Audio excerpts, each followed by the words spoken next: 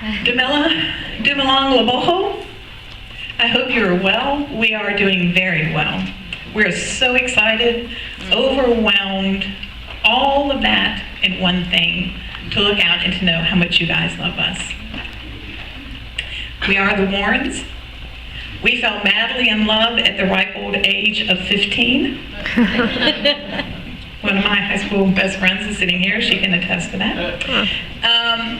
And through the course of time, we fell in love, out of love, in love, out of love. You know how that stuff goes. But eventually the Lord sealed the deal in our hearts, and we were married. We have 3 young adult, amazing children, and a daughter-in-law. James and Kelsey could not be here today because he was ordained last week into the gospel ministry, a proud moment for us. Pray for him, because he's got a target on his back now, even more so as a minister of the gospel. But he's performing a wedding for a friend of his up in Richmond this weekend. Our son Michael is still in St. Louis. He is back in grad school now and enjoying that, getting his MBA, and also coaching at the varsity university level for the program that he was a part of for 5 years. And then our daughter Rebecca, I saw her fluttering around serving you. She's right back there in the corner. We're very proud of her also because the end of July, this young lady goes to Ghana to be a missionary teacher for kindergartners for 2 years. So she'll be exiting the country almost a month to the calendar day after her mom and dad leave. So, but again, we are so glad that you're here and that you're here just to hear our story. And our story really begins in the mission field. About 11 years ago, we had the opportunity to travel to China. And at that time, the Lord really touched my heart for mission work. And I told Deb after that somewhere after I retired, the Lord was going to have us on the mission field. And over the past 11 years, we've had an opportunity to travel to Corsica. Deb led a team to Jamaica. We've been several times to Mozambique. And over the past 6 years, into South Africa. Every time we leave South Africa, the Lord just nudges more on our hearts and tugs more on our hearts as we see the needs of the children. A lot of the photographs you saw were either South Africa or Mozambique, but the story's the same. We have children living without parents in areas that, want us to just say, Lord, we are really blessed to have what we have and what we squalor away. But about 4 years ago, we were asked to pray about joining Eastside Community Church in Pretoria, South Africa, to help meet the needs of the orphan children, their ministry that they've got going on. And so we pulled the kids together and we sat down with them and told them what the plan was, and we got that dumbfounded look from them. So, what's new, Mom, So the Lord confirmed my heart. 1 year I guess it's been about 4 years ago now, Pastor Ream from Eastside was in the States, and he was doing his PowerPoint presentation, had just children's feet across the bottom of each slide. And the following year, Deb and I had an opportunity to travel to Mozambique, and we came in from the field, and we were just so muddy and dirty, grimy, and we had our feet propped up on the coffee table, and Deb makes a comment, man, those are dirty feet. And, I said, no, those are missionary feet. As referenced in Romans, how beautiful are the feet that carry the good news. For me, I was a little bit of a later adopter. I argued with God along the way because I knew the sacrifice of leaving my family and going away and just being away from the kids. I couldn't conceive of that and why God would ask me to do that. He gave them to us. We birthed them, all that. So now, God, you want me to go and leave them here in the States all on their own. But we were moving Rebecca into her dorm as a freshman. And I remember, just there's my baby and she's going to college now and this is it and all that kind of stuff. And I was grieving that. For those of you that think it gets better with each child that leaves you, it does not. Each one still has that special place in your heart, and that hole is there. Well, I specifically remember I was out in front of this massive apartment like dorm, and I was arguing with God about this whole mission deal. And I said, God, how could you give them to us, give them to me, and have my heart love them so much, and then ask me to leave them? I don't get it. And so as vivid as God has ever spoken truth into my spirit. He looked at me, I looked at that dorm, and I heard my Father in heaven say, Debbie, I gave you those 3 children, and you have raised them to know me. Will you now not go and do the same for the children that are mine that you don't know yet? I just wept. You know, I could cry now because I sensed, and it was, what do you say to God? Oh, man, I'm not all about that. So that was it for me. That was right then. I knew that this was something that God really had for us. Conversations and prayers continued with Eastside over the time. In 2010, we went back and were part of the World Cup soccer and all that, and we decided at that point that we would stay about a month, and we'd stay a little bit longer than the team so that Mama could decide and to gauge how well she could be away from her ducklings. So, see, I'm still arguing with God over that one. So we were there for that 1 month, and we were exploring different ministries. And the cool thing was when we got back to Pretoria, to Rian and Debbie's home, because we had been down in Cape Town looking at some different ministries, Lonnie and I had written down in Cape Town the things that we felt like God was telling us to do, what direction the ministry should take from our hearts. And we sat down, and I had it typed out on the computer, and we sat down at their kitchen table. I don't think we'll ever forget this moment. And Rian said, so what do you think? And Lonnie said, no, you go ahead and tell us first. Because we know that a lot of times people say, what do you think? And then they don't tell you what they think. They say, oh yeah, I believe what you believe. But we really needed to hear from them.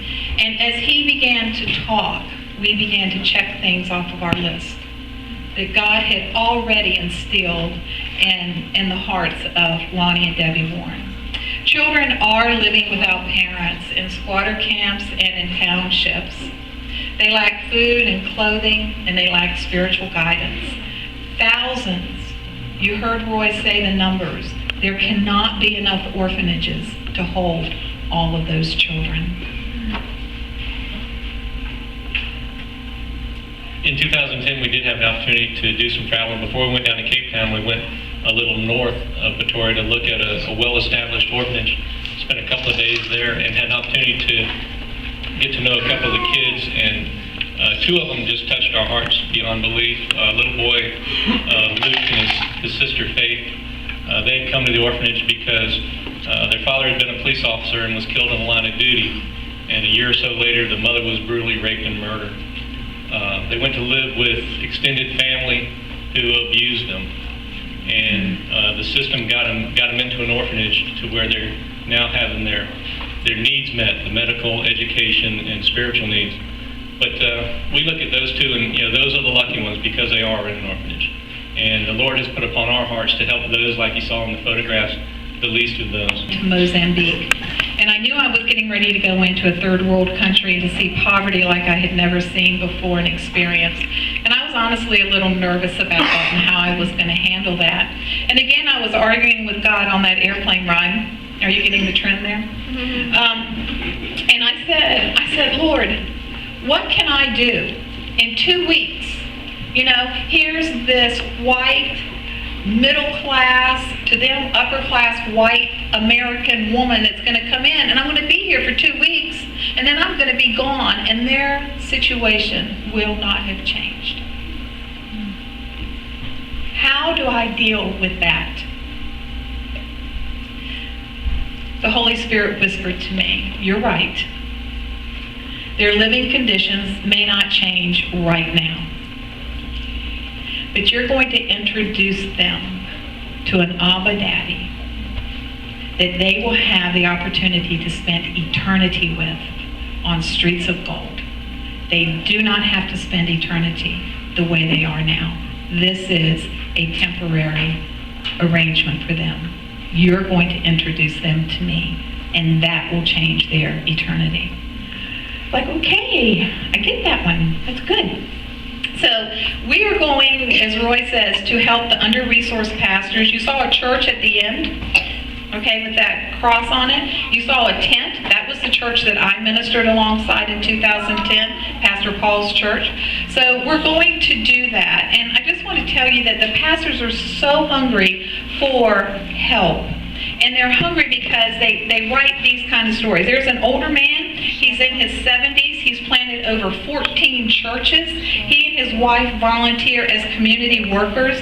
She has the privilege to go home to home, going into homes and checking on people that are dying of AIDS and children that are living alone. There is another pastor that he and his wife see children walk past their home every day, hungry, going to school. They know those children are hungry. But this pastor and his wife are so underprivileged and financially do not have the resources to feed those children. But they open their home up so that these children can stop and get tea, hot tea, to have something warm in their bellies as they go on to school. Pastor Amos has a church that's currently ministering to over 75 orphans in their community, and they've been connected with an organization called JAM. And we just found out this week, we have the privilege to go and lead a trailer ministry team out. We'll be in country for about a week, and then we're hitting the road going to Pastor Amos's church. And right now they have over 110 preschoolers that come to a day program every day. And remember that those preschoolers are often dropped off by their older siblings, not parents, because they don't have parents. So their siblings are dropping them off so that they can go on to school or go on to work. The Lord's given us a God-sized mission to assist those rural pastors meet the needs of the orphans in their communities. Our plans are to start with 3. Back in 2010, there were 50 churches that participated in the Soccer World Cup trailer ministry, and there are a lot of people here that were part of our teams that went and know some of those pastors, and we're going to be dealing with those. Our hopes are that we'll be able to start with 3 and touch the lives of over 300 kids that first year. Our ministry opportunities will be to create the daycare facilities to help the children that are dropped off so that the older siblings can at least go to school, or if they have to continue to work, to develop leaders through discipleship to meet the needs of those communities, the church leaders, educational programs through seminars to teach the children, 12-year-old kids how to raise a sibling, what a runny nose is, how to deal with just the basic necessities of life, and then also to provide adult education in early childhood to meet the daycare facilities. If in South Africa the government won't give you money to build an orphanage, to build a daycare facility, but if you raise it to a certain standard with meeting their goals, they will come in and finance and subsidize the financing for that. So that is our goal, to help the local churches build their facilities. Well, Lonnie gave me a phone call the other week, and he said, "Honey, are you sitting down?" And I said, "Ooh, okay. Is this good or bad? That's all I want to know first, right off. Is this good news or bad news?" And he said, "Oh, it's not bad news." And I'm like, "Okay." So I went and I sat down. And he said, "Rian just called me. I just got off the phone talking to Rian, Pastor Rian." I said, "Okay. At Coastal, we've been doing Dream Big, Pray Hard. We've been circling things in prayer. We knew that on our budget, the most that we were going to be able to have as living conditions, we're missionaries, we get that, and we were very happy with this, was maybe 1 to 2 bedroom apartment with a bath. On my thing, on my circle, I said 3 bedrooms and 2 baths so that we could host people coming and going." Lonnie says, "Are you sitting down?" Just got off the phone with Rian. Eastside has rented for us the home adjacent to Rian and Debbie. 3 bedrooms, 2 baths, furnished for 5 years, plus a car.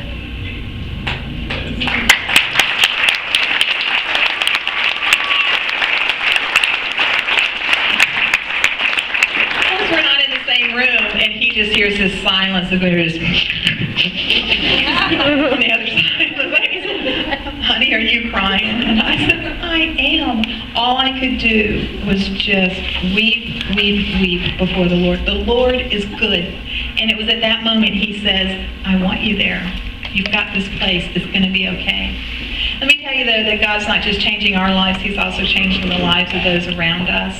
I want to, Emily didn't know I was going to do this, but Emily is up here right now. She was one of our very first, Emily, stand up. I'm going to come over here to you. This is Emily. This is the heart of a child that is compassionate for other children. She went home and grabbed up some change, do you remember? And you took it to Mr. Lonnie one night. Do you remember that? It was like 83 cents or something like that. Okay. But then her mom, Jody, came to me and she said, Emily wants to have a birthday party. Her birthday's coming. But she said, I don't need anything, Mom. I just want people to give me money towards Abba's Pride. You can sit down now. And so after her birthday party, she came and she handed us a check. She handed us money for Abba's Pride. But she did get a few birthday presents in there too, didn't you? Yeah. And so at Coastal, we've been collecting change, and we've collected about $1,800 in change. Your change is changing lives. Just know those little food packs that you saw those kids eating. Our kids would turn up their nose to it, but they're eating those about 15 cents a day. And so think what $1,800 will do, how many children or how many meals that will provide for those children. So you're doing good, and the Lord's blessing us. And I'm going to close with one more little story. Little boy, 8, and his sister, 6. And they were being interviewed by other missionaries, not us, but their story is they live without their parents. He takes care of his little sister. They live in a house somewhat like the shacks you saw without running water. And they said they needed water in the house so they could, at least wash their face and hands and whatnot. They needed shoes. But the biggest thing they needed was somebody just to tuck them in at night. So, I'm done. We're the Warrens, and we're international missionaries. Abba's Pride, will you pray for us?